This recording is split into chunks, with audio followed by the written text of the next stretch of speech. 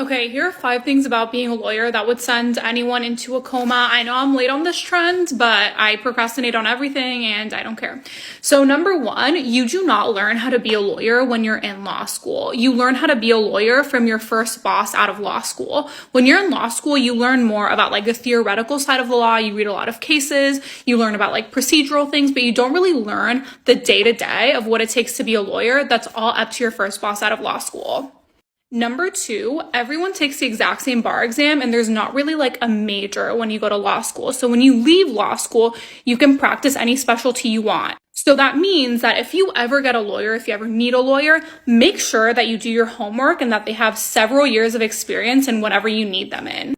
Because if they don't, it's going to be like a dermatologist performing brain surgery on you, except for the fact that the medical field has systems in place that would prevent that from happening and licensing requirements in place that would prevent that from happening, but lawyers don't. Number 3, the concept of billable hours, which is actually insane. So lawyers that work at law firms keep track of the work that they're doing every 6 minutes. It's called billing a tenth. So every 6 minutes they're logging into a system, the work that they're doing and what client they're doing it for. And then on top of that, most law firms have billable hours that you have to meet at the end of the year. So for example, for a starting associate, it's usually 1,800 to 1,900-ish, which is actually a pretty generous number considering the fact that that number goes up every year that you're at a law firm. And when you do the math, it averages out to like 8 to 10 hours a day of you billing. So that's hours that you're sitting at your desk working for a client, not hours that you are taking off for lunch or that you're chatting with coworkers or going to the bathroom. That's hours that you're working.